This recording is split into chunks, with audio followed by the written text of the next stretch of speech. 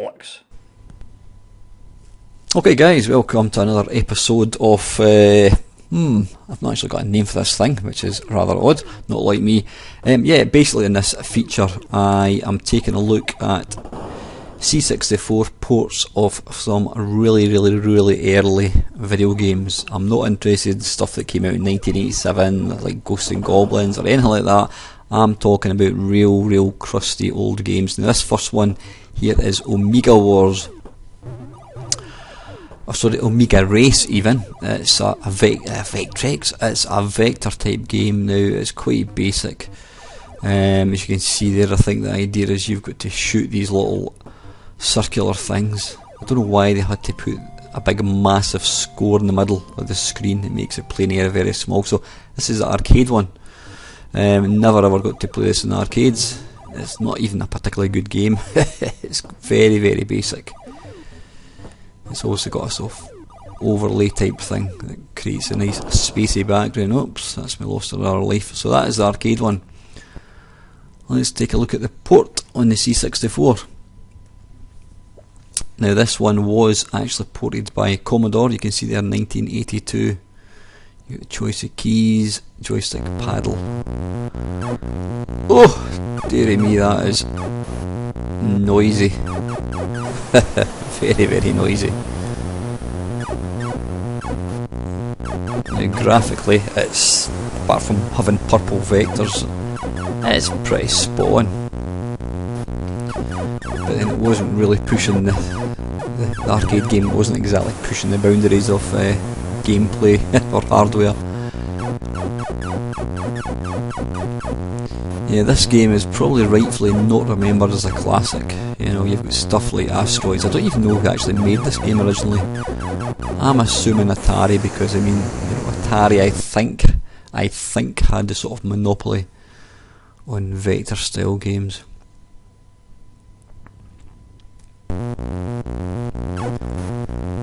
Okay, should I take another shot? Why not? Yeah, so you've got to destroy these. They look like little flashing suns. This is obviously the granddaddy of Geometry Wars. Only not as even 100% as good as Geometry Wars. So, but all in all, not a bad port, I've got to say. So that is Omega Race, and that was what looks like an official conversion. Right, that's quite enough of that, I think. Let's move on.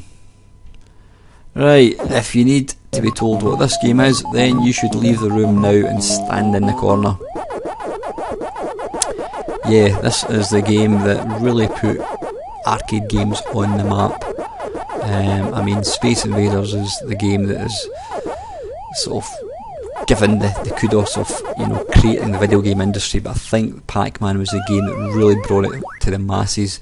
Pac-Man was one of the few games that appealed to both men and women. I mean, apparently the biggest percentage of video game players are male for whatever reason that is, but Pac-Man seemed to transcend, you know, both women and male. Not a game I'm particularly fond of, but it's a simple game, just a joystick, no buttons, but you need to be very good. Now, there was umpteen million different ports of this on the Commodore 64, so for the purpose of this video I am taking a look at the official one. This was licensed by Atari Soft. Now, the difference right away is the C64 one is landscape, whereas the arcade one was portrait. But because of the screen ratio, I think it was 4:3 in the C64, you would have ended up with a really small screen if they'd made it tall and narrow, so that's why this is wide. But it plays really well. It's probably a bit easier than the arcade one, because it's quite a bit slower as well. But there was just so many games, so many versions of this, not out just for the C64, for every home micro that was out in the early 80s. That was really before you could bring out a game and call it Pac-Man and nobody gave a shit, you know. Nowadays, if you did that, you would have your ass sued big style.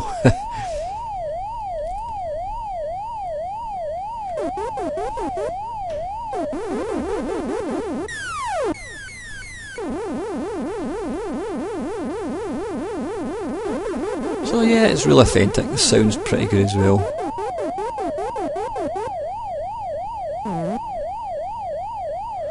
It's really got that wacka wacka wacka sound off to a T.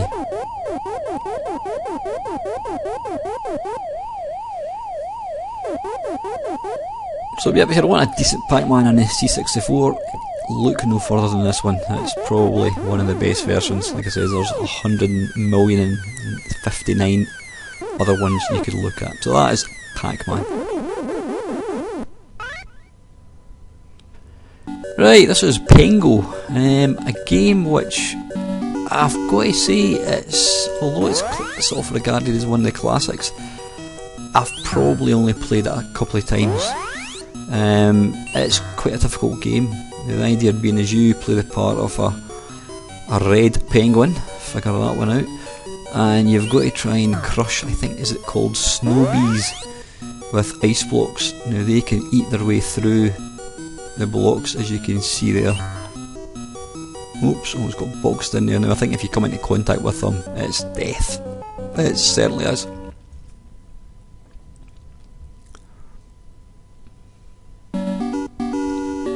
This was made, you can see at the bottom right there, it was made by Sega in 1982.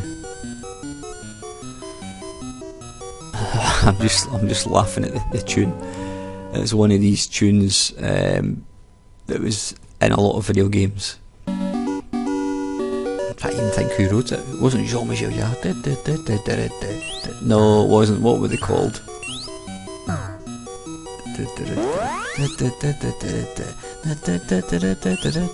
Oh, you know what? It was a tune that was released. It was actually quite popular back in the day. It was actually a single.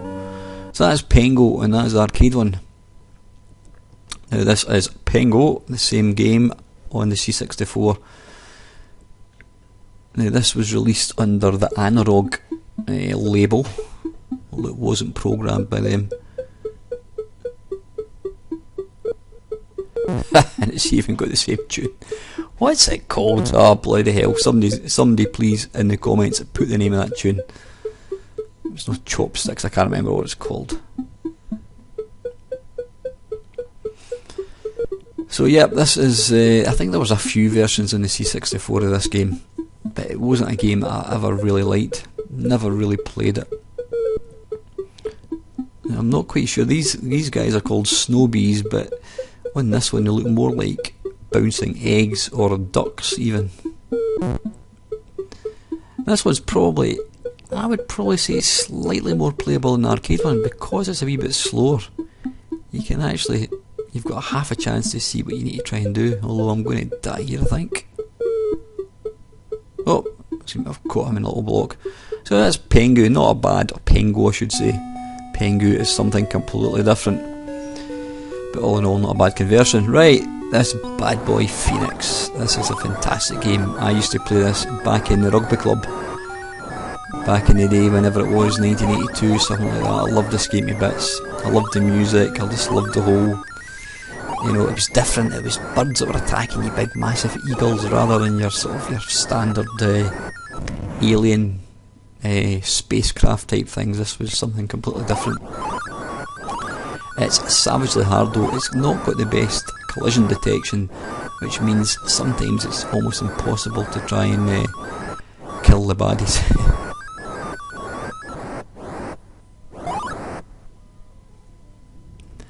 And it is also, I believe, one of the first video games to introduce an end of level spaceship type motherboard. Motherboard? Where did that come from? Mothership type thing, like an end of level Guardian, if you will. You've got the big spaceship. Now sadly I won't have time to actually show you that level.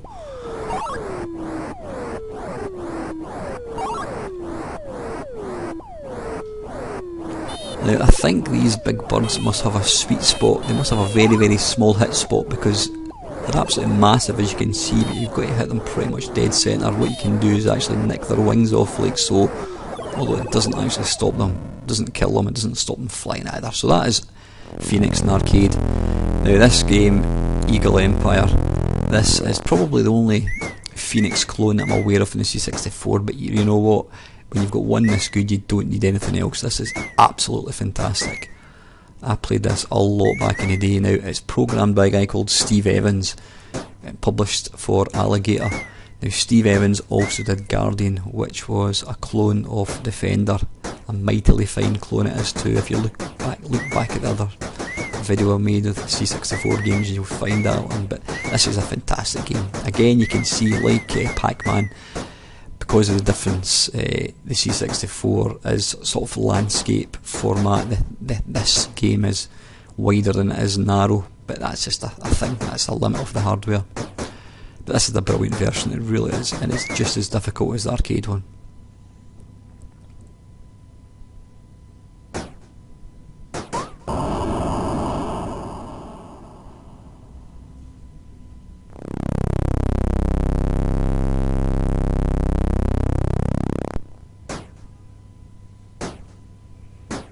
It's got some excellent sound as well.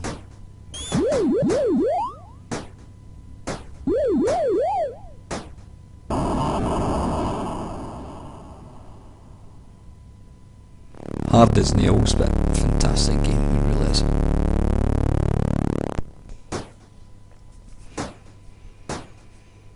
So yep, that is Eagle Empire.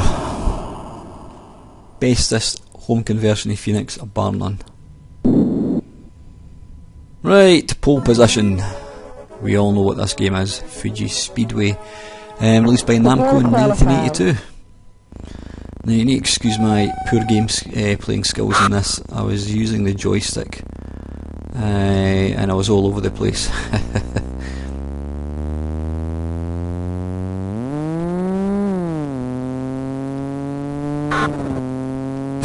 It's just super sensitive, trying to not get a crash unsuccessfully. This game really needs to be played with a joystick. In fact, I'll tell you, that the best way to play this, the best way I've found to play this game actually is one of the little handheld Namco things, one of these like 6-in-1 games, and one of the games being pole position, and it's got a little knob that you turn, and it's actually really good. It's probably the nearest you can come to playing the actual arcade unless you're using a proper steering wheel. So yeah, this is pole position. Really pretty game. All sprite based, so it's pretty, it's quite impressive when you consider what it's actually doing. And on the other hand, this is the C64 one. Yeah, where'd I start with this one? I mean, I did own this game, actually bought it. I think I had it on cartridge actually. It's not great. It's not great. Graphics are flickery. The actual road itself is not the greatest. The sprites look crap. But the only graphic that I can actually say looks quite good is when the car is turning. It looks not too bad, but yeah, I think it could have done a lot better. When you look at something like what do you call it?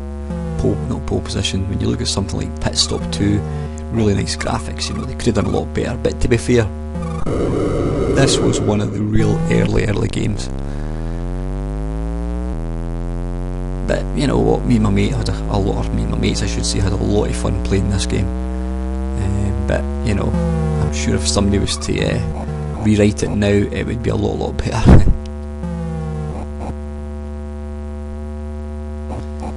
I mean, the road itself, it's a bit flickery, but it gives quite a good impression of speed. And then you get the wee signposts that are moving like 2 miles an hour, so the signs are moving completely different relation, speed-wise to the road.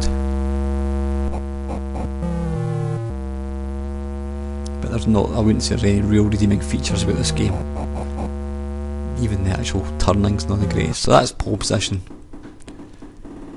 Right, this jolly little title, this is Pooyan. Now, you play the part, I don't even know what you're actually supposed to be, a cat? A rabbit? Who knows? Or are you just a Pooyan? You play the part of the mother, I am assuming, and you've got these bad foxes or wolves, whatever they're called. They're trying to float their way down to the ground and then climb the ladder and steal your children. Essentially abduct your wains. And now you've got to try and stop them doing that, and you do that by shooting arrows. You're in a little cradle which is pulled up and down and you've got to shoot arrows to burst the balloons and watch the foxes or coyotes or wolves, whatever they are, I don't know what they are, fall to their death and save your kids. I'm really not quite sure. It looks like Hello Kitties you're actually trying. I'm sure if they brought that game out now it would be licensed to Hello Kitty. But it's, for all it's a wee cutie game, it's actually quite good fun because it's so simple, and it's pretty difficult as well.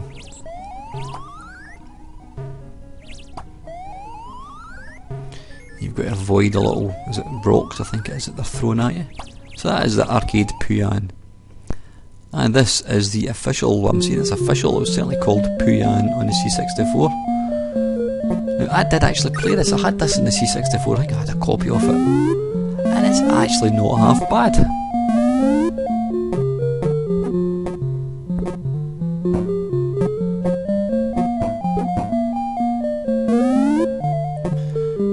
I mean, little things at the bottom look more like skeletons rather than cute cats or rabbits, whatever they are. Don't know what they are.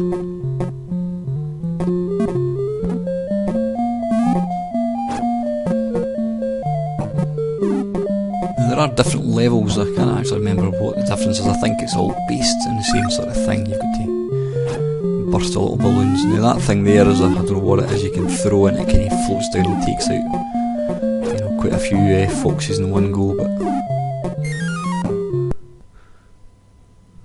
what happened here? I must have got hit, didn't even notice it.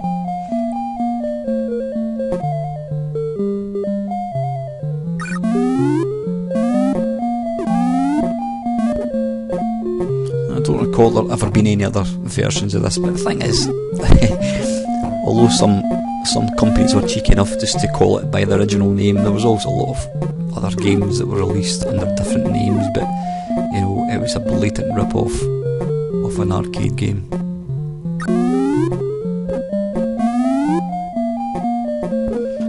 So, anyway, that is the C64 version of Pooyan, and it's not half bad. Okay, this is Popeye, released in 1982 by Nintendo. The idea behind this game is you play the part of Popeye, and at the very, very top you've got your girlfriend Olive Oil, who throws little hearts down and you've got to try and catch them. Now, trying to thwart you in your attempt to catch the hearts is it Brutus? Bluto, I think he's called. He basically tries to attack you and kill you, I'm guessing. So you've got to try and avoid him. Now what you've got to be careful of is I've just eaten some spinach, which makes me super strong, so if I touch him I won't kill him. I won't kill him, I'll sort of drown him for a short time until he comes back again.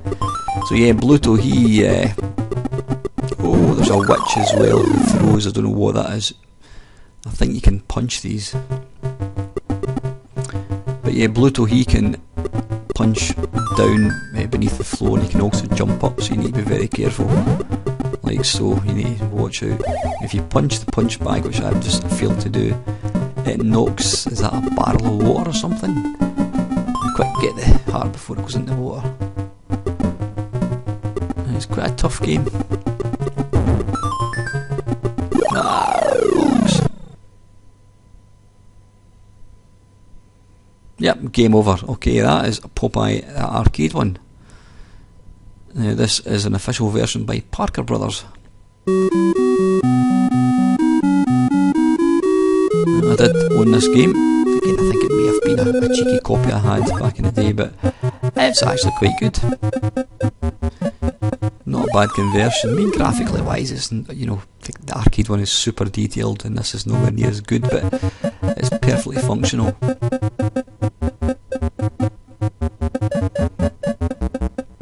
It plays pretty spot on. So try and catch the hearts before they fall into the water at the bottom, and avoid, I don't know what that is he's throwing at you.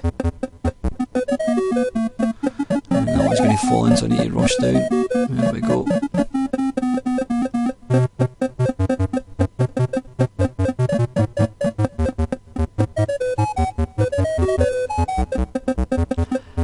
I would say this this one's a bit easier than the arcade one as well, which is probably no bad thing.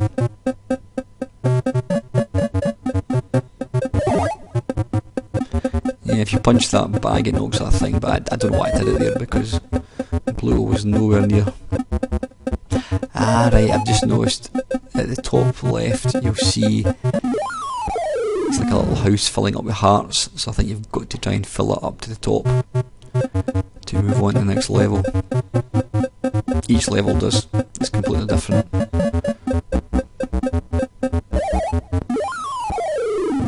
But it's actually quite a fun wee game. If you've never played it, go and check it out. Yeah, so I've still got another, I don't know, 10 or so hearts to try and catch.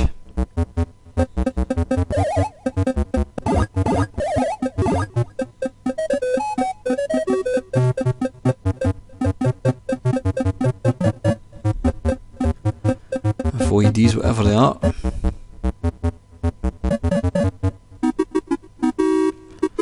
And we can go and chase after them.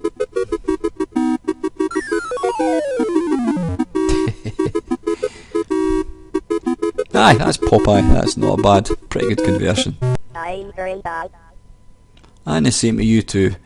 Bert, if you've seen the film Pixels, not Pixels, the film Wreck-It Ralph, you'll have seen Mr. Bert and his friends. And this game is savagely difficult. Now, I'm using an Xbox 360 controller, analog stick, and you really need a proper joystick for this because it's not a question of jumping up or down, it's actually jumping diagonally, and you need a good controller for this. I have played the arcade one a couple of times and it is savagely hard. And this game is quite unique. It had digitised speech. Well, it wasn't actual speech as such, it was Bert's own speech where he kind of swears.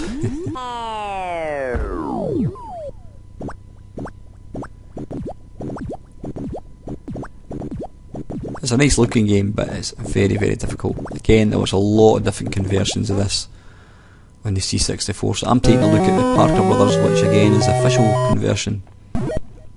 The one I used to play back in the day was called Hexpert, I believe it was called, and that was released by Interceptor Software. But this is the official one by Parker Brothers, and graphically it looks really, really good. Avoid Coily the Snake.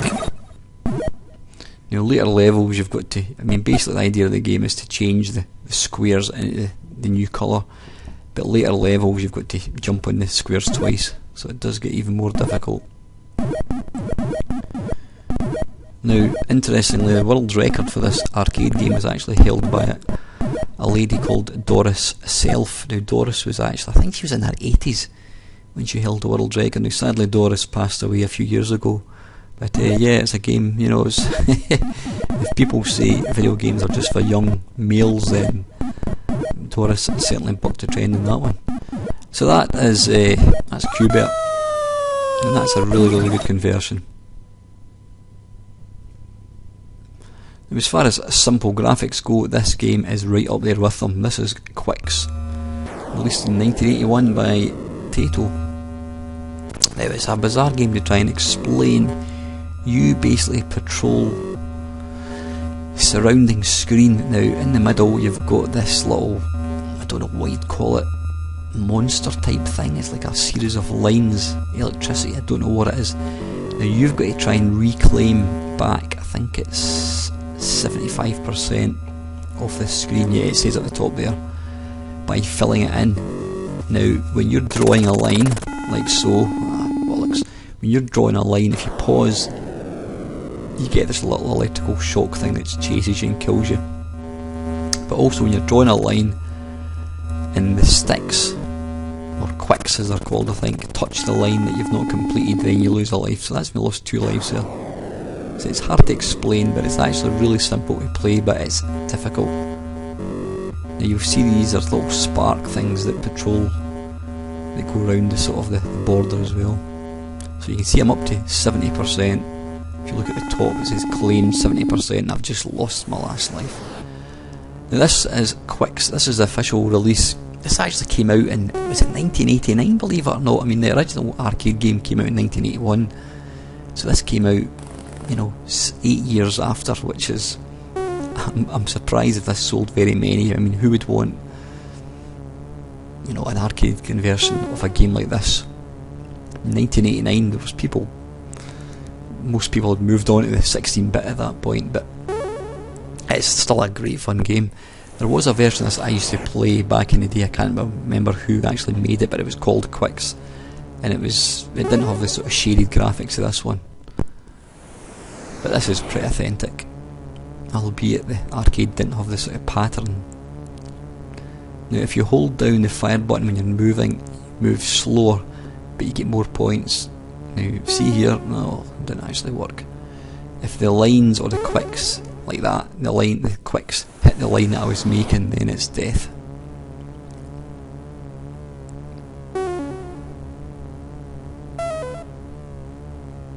It is a very, very simple game. It's quite interesting that somebody could actually think of a game like this.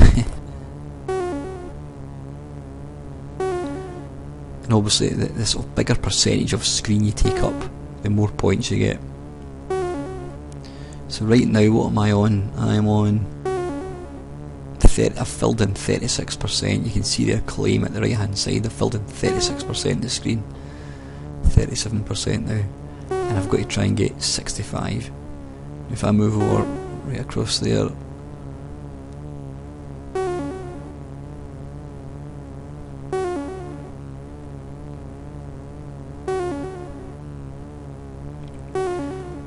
ideally you want to try and get the wee quicks boxed into a tiny wee space so that you end up filling up, like say 90% of the screen. The more screen you fill in, the bigger the points are.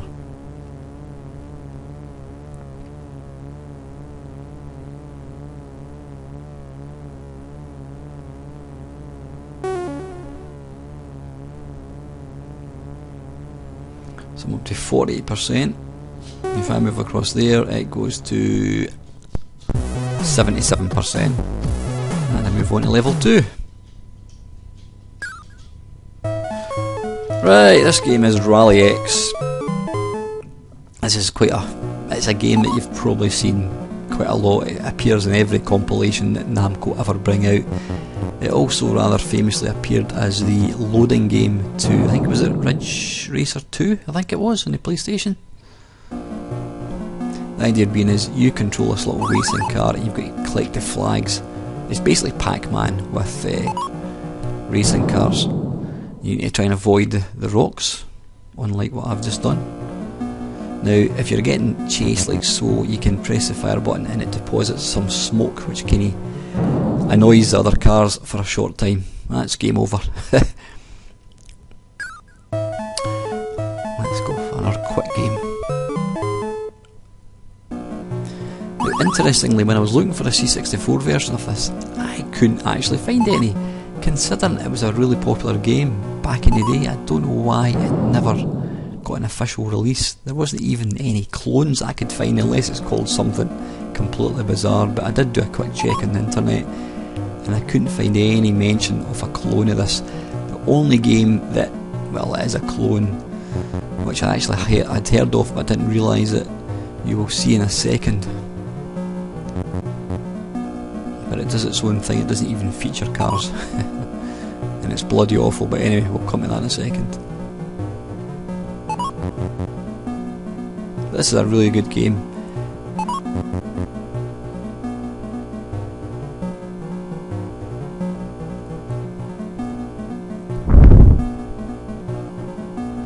There's a wee flag. Now I noticed when I was recording this video I seem to have cut off the map at the side of the screen, so which is a shame. So that's Rally X, that's the arcade one. Now the only game that I could find on the C64 which is a version of this is called Radar Rat Race, and it's bloody awful. It actually looks like you're controlling a large pair of balls, cock and balls. There's something coming out the end. Anyway, yeah, the idea of this one is you play the part of a rat and you've got to try and find the cheese and you're being pursued by other rats. I'm guessing, oh, there's a cat. I'm guessing you don't want to run into that thing. That is equivalent of the rocks in Rally X. The scrolling is diabolical. Now, this game was, you can see, they're released by Commodore. I mean, seriously, 1982, so this is a very, very early game. I think this was also out in the VIC-20 actually. Eek. Bloody awful. Now, if you think that, you know, Rob Hubbard and Martin Galway tracks were the norm back in the day, well, this is what an early C64 game sounded like. Absolutely woeful music, which you don't even appear to be able to turn off.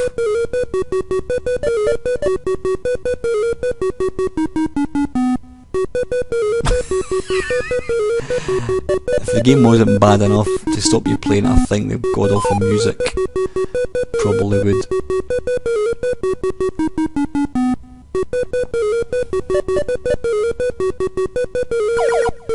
Three blind mice, yep. Anyway, that is absolutely god awful. First time I've heard the game, first time I've ever played it, and I don't want to ever play it again. Right, one of my favourite games. This is Robotron 2084, released by Williams, programmed by Eugene Jarvis. It's a twin stick shooter, and it is awesome. It's frantic, it's a single screen shooter. You play the part of a professor trying to save the last family on Earth, and you're being pursued relentlessly by various minions and whatnot. The original arcade game was controlled by two joysticks. Left hand moved you, right hand fired. And that is really the only way to play this game. You've got the family, which you can see there's a little girl down there, pick her up. And the wee boy with the briefcase, pick him up, yep. I'm saying wee boy, that might be the dad, I don't know. They've all got their names. So I'm getting a bit carried away with this game, I'll just give me bits.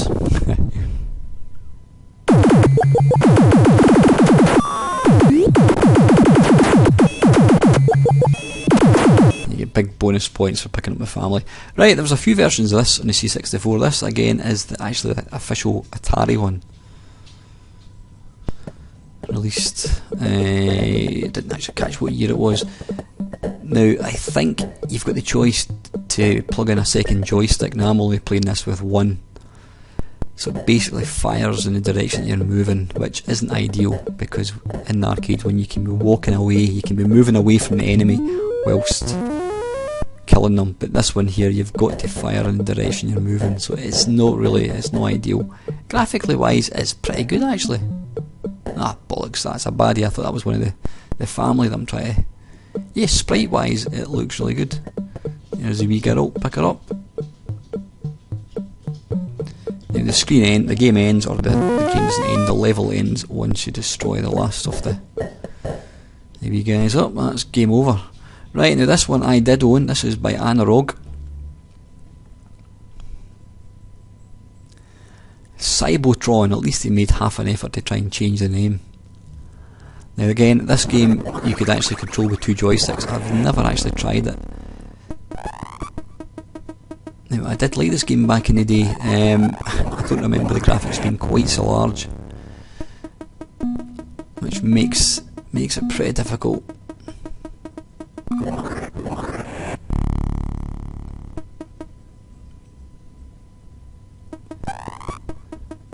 I really need to make a point of playing this with two joysticks one day.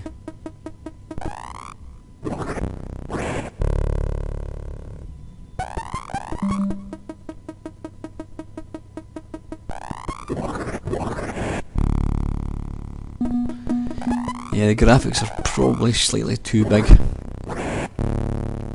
Not ideal for a game like this where there's a lot of baddies, but I've got to say it's pretty impressive when you look at how many things are actually moving about on the screen. It's quite a good conversion.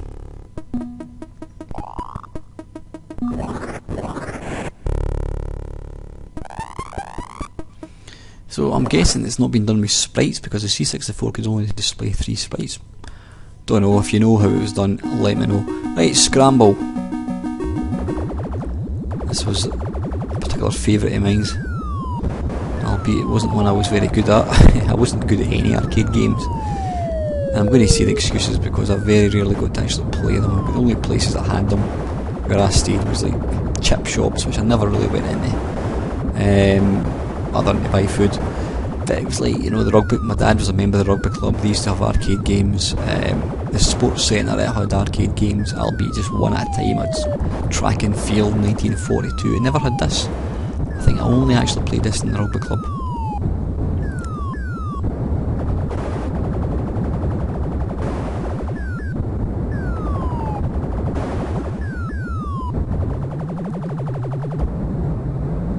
Balls.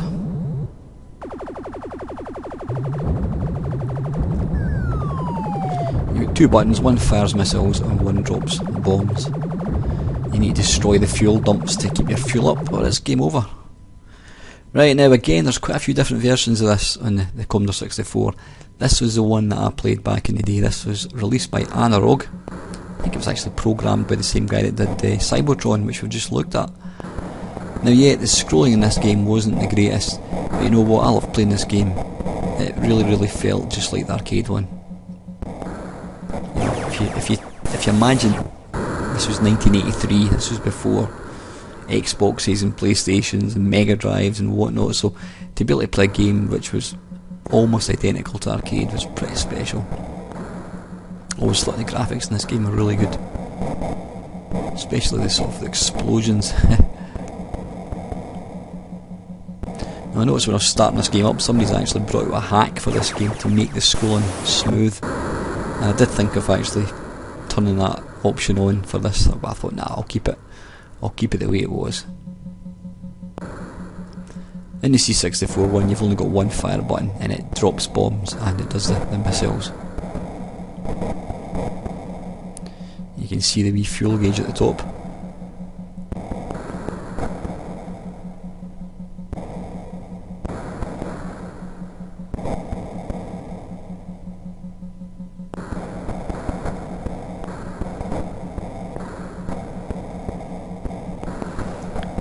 But this is a really nice version. I really enjoyed that. Now, I will put a wee link up on the top right hand side of the screen. There was some clever guys actually released a new version, a brand new version of Scramble on the C64. It was released I think last year, and it's arcade perfect as far as I'm concerned. So I'll put a wee link to it up the top. You can download it completely free. It just goes to show what can be done, you know, with the knowledge that most of the guys have now. So that is a Scramble with a K. Yep, Space Invaders. This is the bad boy. This is the guy that started this whole thing off.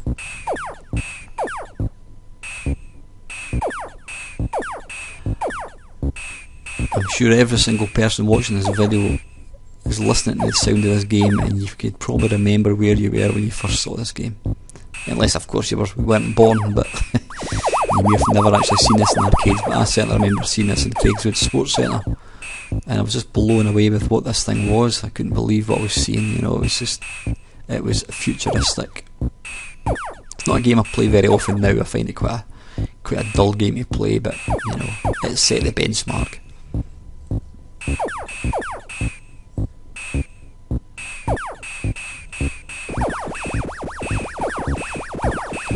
If you're really clever, you could count the number of shots you fired before you killed a UFO, because that gave you maximum points, but I could never do that. Yep, so anyway, that is Space Invaders. Let's take a look at a conversion. Now this is called Avenger, and this was released by Commodore. Quite an early game.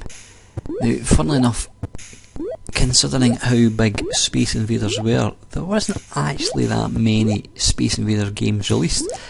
There was a lot of really bad clones, but I suppose by the time the C64 came out, people weren't wanting to play Space Invaders. They were wanting to play more kind of up-to-date games. They were wanting to play stuff like Scramble and Phoenix, not Space Invaders. But this, considering this is a very early release, this is actually probably the best Space Invader clone that's actually out there.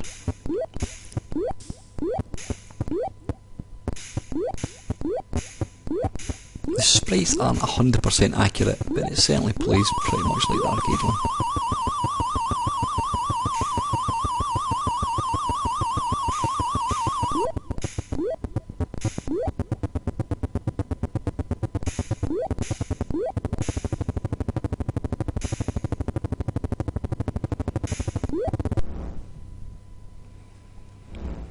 Okay, right, Spy Hunter.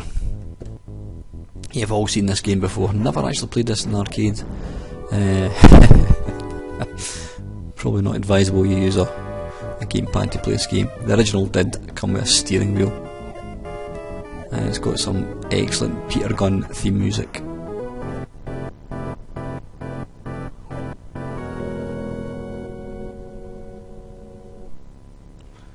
Just try to get the controls going here. Bollocks. Some of these games in MAME, they require analog controls, and you know, you've really got to spend a fair bit of time getting it working properly, but I'm using a sort of digital controller, which really isn't ideal. Right, at least I know how to fire now. I think the idea of this game is to basically drive as far up the screen as you can. You do get to a bit where the bridge runs out, and the only way across is to actually morph into a speedboat. There's different adversaries. Some have got little spikes to try and burst your tyres, other ones try and ram you off the road. And now and again you get a little lorry which will come up behind you, and it can give you extra weapons. You've got I think missiles, you've got smoke screens, oil patches, things like that. Oh, I just zoomed past the thing there. You can see it there. Oh, balls. Anyway, right, that's that's arcade one. This is the C64 one. I did play this quite a bit. I remember buying this. It's got quite a snazzy cover, tape cover to it, if I remember rightly. I think this was one of the first American games that I actually bought. Although I think the first one was probably Beachhead.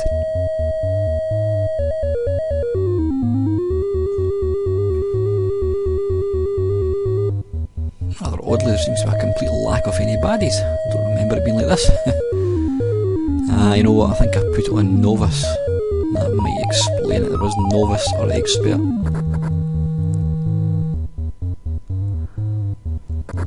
Yeah, if you're going to play the C64 one, stick it on Expert, because there we go, there's the little lorry. I think that's going to be Smoke. What I need to do is let him get in front of me, and he will put down a little ramp like so for me to go slip up inside, and he will give me some nice smoke. You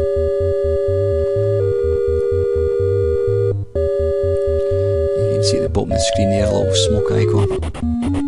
But yeah, quite good. And now see, if I'd gone to the left here, I would have changed into a boat, but I wasn't concentrating, because I think you get to a point where it says bridge out and you can't actually keep going. Or is that a different game I'm thinking of? I'm not quite sure, but that's pretty good. That's Spy Hunter. Right, the last game we're going to look at is Star Wars. Now, funnily enough, I actually had my very, very first, well, that's not technically true, first proper game of this when I was down at Play Blackpool last year. Was it last year? Was it this year? This year? It was this year, I think it was, yeah. I got to play no, I'm talking nonsense, it wasn't Play Blackpool, it was Play Glasgow. Maybe 3-4 months ago I got to play the arcade version of this, and I've got to say, you know, people going about just what a wonderful game it is in arcades, and I've got to say it is a fantastic game. See when it's played with the proper controller. I've got to say the sort of the graphics look pretty good here. I mean, it's vector graphics. Obviously this isn't a vector display, this is running under emulation, but it does quite a good job. You just need the proper yoke controller thing.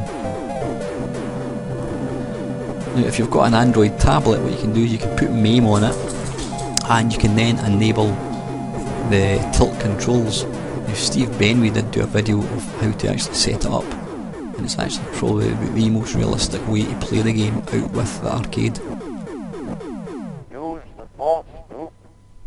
It's a beautiful game, this. Really, really pretty.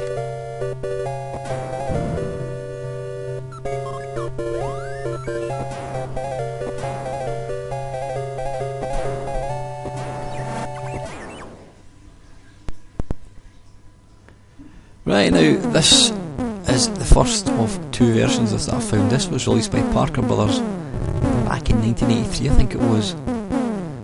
Now I did have this, I bought this game back then. Now one thing that you may notice, which is completely different from arcade, is they've used sprites for the ships rather than the sort of wireframe graphics. Now the reason for that will become evident once you see the second version of this. I mean, it's kind of got the feel of Star Wars. I mean, using a joystick for a game like this it's just not as good. You obviously control the crosshair. Everything else is, you don't control the speed or anything like that at all. It's just the crosshair you control. But the graphics are lacking, I would say. I mean, it looks like a quality street sweep that's moving about in front of you, not a TIE fighter.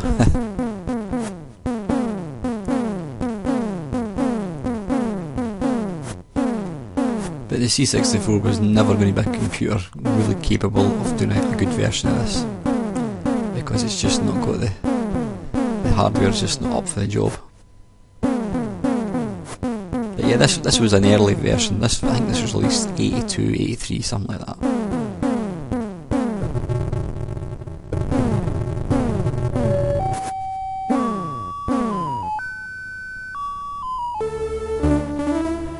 Right, this one was released a bit later. This was released by Domark in 1987, so it was quite a bit later. And what they've tried to do is they've tried to go for the authentic wireframe graphics, which is alright when there's only one thing on the screen. But the minute it starts firing bullets, as you can see there, it's just one unholy mess. The C64 just is not capable of displaying a game like this.